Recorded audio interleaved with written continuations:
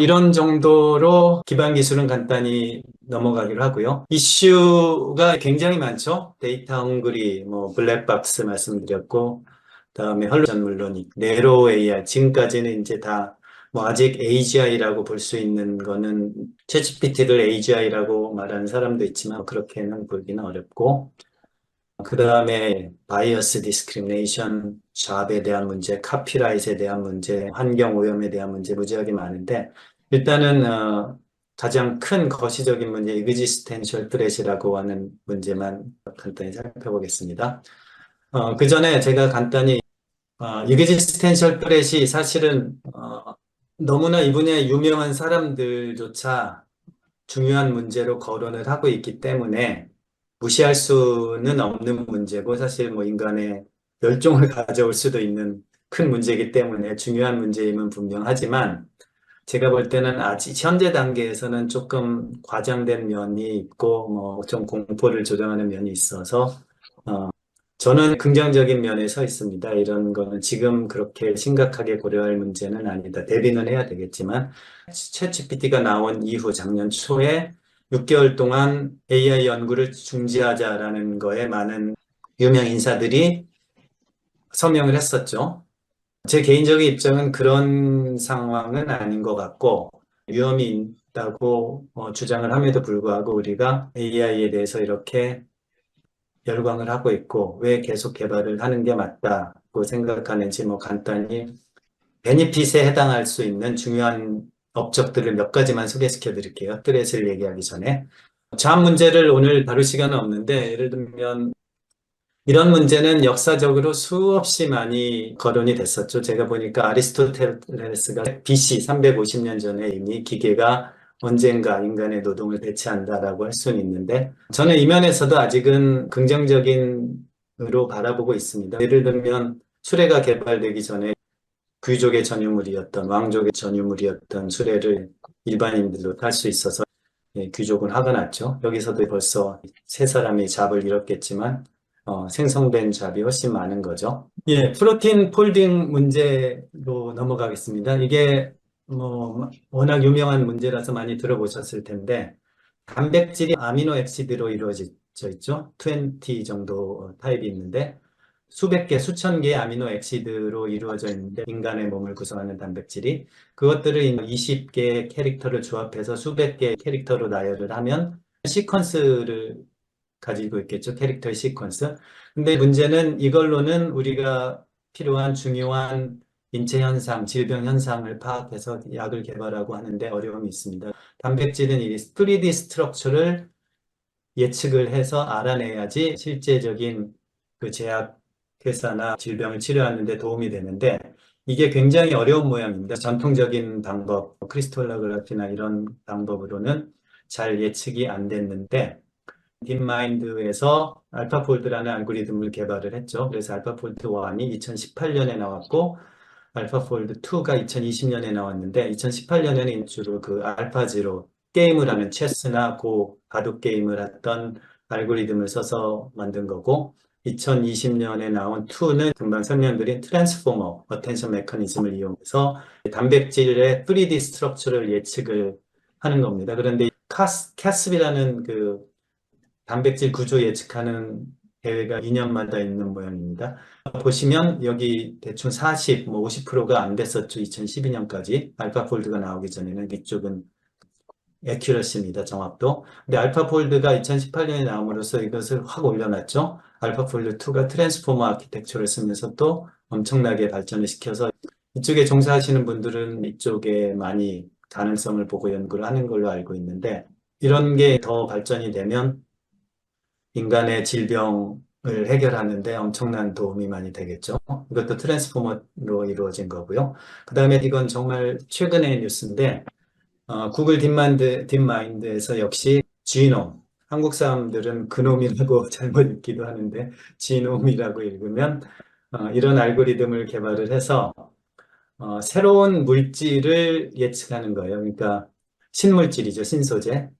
기존의 머티리얼 사이언스의 학자들이 새로운 물질을 개발하기 위해서는 피리어딕 주기율표의 원소들이 너무나 많으니까 다 해볼 수는 없으니까 그것들을 적당히 결합을 해서 새로운 물질을 만들어내야 되는데 기존에 존재하는 걸 바탕으로 살짝살짝 일부만 바꿔서 하다 보니까 시간 타임 컨슈밍은 말할 것도 없고 새롭게 정말 포텐셜이 너무 많은 것들을 발견해내는 확률이 훨씬 적었던 거죠. 그런데 구글 딥마인드에서 지놈이라는 알고리즘을 개발을 해서 2.2 밀리언의 뉴 머티리얼, 이게 스테이블한 머티리얼입니다. 구조가 안정적인. 그것들을 예측해냈고, 한 700에서 800 정도를, 해서 실제로 만들어내서 이게 이제 새로운 신소재로 역할을 할 것인가를 테스트하고 있다고 합니다. 이게 보면 이전에 그 지놈이 나오기 전에는 여기 인간이 그 실험을 통해서 밝혀낸 신물질이 2만 개 정도였습니다. 컴퓨테이셔널 메소드로 그게 한 4만 8천으로 돼 있다가 약간 2.2 밀리언 중에서 한 40만 개 정도를 구글이 퍼블리시를 했습니다. 이만큼 지금 알려진 421,000 이 정도로 확대를 한 거죠. 이런 신소재가 어디에 쓸 수 있냐면 뭐 솔라셀에도 쓸 수 있고 배터리 칩이나 배터리나 컴퓨터 칩이나 이런 다양한데 사용이 될 텐데 이 말씀을 드린 이유는 AI가 에너지를 너무 많이 쓰기 때문에 환경 오염을 많이 시킨다라고 비판을 많이 받잖아요. 뭐 분명 사실입니다. 요즘에 라지로 가기보다는 스몰 랭귀지 모델이 라지 랭귀지 모델만큼 성과를 낸다는 연구 결과도 많이 나오고 있고 또 반대로 가는 경향도 있고. 근데 이렇게 AI를 통해서 환경에 긍정적인 영향을 미치는 솔루션들이 나올 확률이 어떻게 보면 훨씬 크다고 할 수 있겠죠. AI가 일부 환경을 파괴할 수는 있겠지만 그런 것들이 어느 게 클지는 시간이 지나봐야 알겠지만 환경에 대해서 비판하는 입장도 그렇게 꼭 맞는 얘기는 아닌 것 같습니다. 예. 여기 제가 질문 하나 했어요. 저기 이 지금 여기 지금 사이언티픽 한거에 그 어플라이 하는 것도 지금 트랜스포머 그거 뉴럴 네트워크를 써서 했다라고 그렇게 말씀하신 거예요? 이 신물질들, 소재들 개발하는 쪽 말씀이시죠? 예, 예, 예. 예, 이 딥마인드에서 이거는 알고리즘은 밝히지 않았어요. 그런데 어, 여기서 쓴 거는 이 그래피컬 네트워크라고 하잖아요. 이런 구조를 보는 거, 그래프, 노드, 엣지 이런 연결하는 건데 이거를 예측을 해내는 거는 지금 거의 짐작을 하는 거는 이 트랜스포머의 정확한 구조는 아니지만 거기에 역할을 하는 어텐션 메커니즘, 그러니까 다음 뭐 분자 구조가 어떻게 될까 이거를 어텐션 메커니즘 아까 설명드린 그거를 사용했을 거라고 예측을 하고 있어서 예, 그게 맞을 것 같습니다. 예, 알겠습니다. 예. 결론적으로 이게 언제 봐도 신기한 그래프인데 인간의 역사를 살펴보면 스케일을 이쪽을 좀 늘리면 여기도 업다운이 당연히 있긴 하겠지만 현대 주로 이렇게 뜬 게 1900년 특히 1940, 50년 이후에 급격하게 인간의 세상의 GDP가 이렇게 성장을 한 거죠. 전체 나라에 기하급수적인 이 현상을 보면 1900년까지는 인간은 거의 발전하기가 그러니까 과거 영국이 최고의 강대국이었을 때 350년 동안 0.3%한 해 그렇게 성장을 해서 그 속도면 GDP를 두 배로 만드는데 수백 년이 걸리는 거죠. 한국이 60년부터 2000한 정도까지 연평균 6%, 7%를 성장을 했잖아요. 6.5%. 그러면 매 12년, 13년마다 GDP를 두 배로 만들면서 발전을 했던 건데 그 성장률이 이렇게 인간의 그 웰페어의 차이를 만들어 줍니다. 이게 만일 AGI가 나온다. 우리가 두려움으로 사람들이 많이 얘기하고 있지만 세계 사람들의 경제적 가치를 얼마나 증가시킬 수 있을까? 10배가 될지 뭐 100배가 될지 알 수 없는 일이죠. 이런 신소재들이 갑자기 개발이 되고 이만큼 가치가 있기 때문에 뭐 리스크가 없는 건 아니지만 개발에 박차를 가하고 있다고 저는 생각하고 있습니다. existential threat을 조금만 더 해보겠습니다. 저도 이런 내용을 AI에 대해서 가르치면서 요즘은 업데이트하기 바쁜데 예를 들면 뭐 챗GPT는 그림을 받아들이지 못했다 했더니 얼마 지나서 바로 그림을 받아들이고 또는 인터넷에 연결이 안 돼 있고 2021년까지 학습 데이터가 존재했다. 그랬더니 또 어느새 업데이트를 해서 2023년까지 업데이트를 해놨고 GPT-4 그러니까 20불씩 돈을 내는 유료 버전을 보니까 빙하고 연결해서 또 실시간으로 인터넷에서 검색해서 hallucination도 줄이고 오답도 줄이고 해놨더라고요. 한 가지를 얘기하고 나면 1, 2주 있으면 또 새로운 현상들이 발생하는데 제가 GPT-3가 나오기 전까지 이렇게 가르쳤었습니다.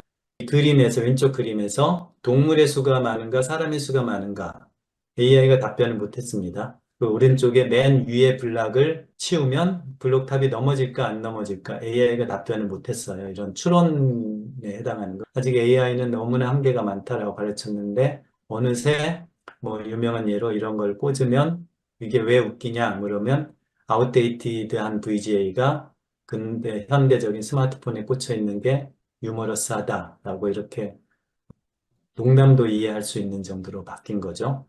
이해할 수 있다는 표현이 맞는지 틀린지 모르겠습니다. 그건 아직 컨트로버셜한 문제고 이따가 말씀드리겠고요. 이런 유명한 사건도 있었죠. 그 뉴욕타임즈 기자가 한 서너 시간을 얘기했는데 빙챗이 I want to be alive. 나는 실제로는 다른 거고 그 나는 뉴욕타임즈 기자 너를 사랑한다. 이런 얘기도 하고 그 단지 확률적으로 다음 단어를 예측하는 스토캐스틱 패럿, 프로바빌리스틱 패럿이라는 거 불러야 될지 정말로 감정을 가지고 있는지 추론 능력이 있는지 이런 문제가 되는 거죠. 센티언트란 말이 라틴어로 느끼다, 감정을 가지다라는 뜻인데 이게 실제로 이런 사례가 있었습니다. 블레이크 르모인이라는 구글의 그 엔지니어가 이제 이걸 이전에 2022년이었던 것 같아요. PPT가 나오기 전에 람다 이것도 이제 트랜스포머 기반입니다. 그 대화를 한참 해보더니 람다가 이런 대답을 했어요. I'm aware of my existence. I feel happy, sad. I'm afraid of being turned off. 이런 말을 하니까 이 엔지니어가 진짜로 구글의 람다는 센티언트다. 감정을 느낄 수 있는 존재가 되었다라고 발표를 해버렸어요. 잘렸죠. 그 다음에 이거는 물론 오해라고 보는데 이런 거의 철학적인 배경으로는 그 펑셔널리즘에 관련된 아규먼트가 있습니다. Theory of Mind에. 펑셔널리즘은 인간 두뇌에 실제로 어떻게 작동을 하는지는 상관이 없고 이 기능을 봄으로써 그냥 인간이 적당한 역할들, 이미지를 인식한다거나 감정을 느낀다거나 그런 기능들이 일치하면 그게 바로 똑같은 거다. 컴퓨터나 사람이나 이런 것이다라는 아규먼트가 있는데 이것들이 이런 관점에서 보면 우리가 실제 뇌와 컴퓨터의 딥러닝 구조와 차이가 있든 없든 비슷한 역할을 한다면 컴퓨터도 사람처럼 감정을 느낄 수 있고 추론 능력이 있다고 해야 되지 않을까라고 보는 거죠. 이런 펑셔널리즘에 의하면. 근데 그거에 이제 반론으로 유명한 게 이 차이니즈 룸 아규먼트인데 존 썰이라는 학자가 1981년에 발표한 아규먼트인데 이쪽에 입력하는 건 차이니즈 문자가 들어와요. 그리고 이쪽은 영어로 번역을 하는 겁니다. 근데 이 사람은 중국어에 대해서는 전혀 무지한데 여기에 룰이 있어요. 이걸 프로세스 룰에 따른 이걸 보면서 하면 영어를 내놓을 수 있다. 이게 당시 1980년대에는 이런 게 불가능했지만 현재 챗GPT 같은 게 나옴으로써 어느 정도 가능하다고 보겠죠. 전혀 이 컴퓨터가 몰라도 인풋이 들어오면 처리를 해서 아웃풋이 된다. 그렇다고 이 사람이 중국어를 이해하고 있는 건 아니다. 컴퓨터가 중국어를 이해하고 있는 건 아니다. 이런 반론이 있죠. 이 두 가지가 지금 논쟁이 되는데 이 과정에서 현재 회자되는 가장 유명한 그래프이자 논문입니다. 이게 이머전트 어빌러티라고 부르죠. 그러니까 갑자기 나타나는 능력인데 여기 보시면 X축이 그 모델 스케일입니다.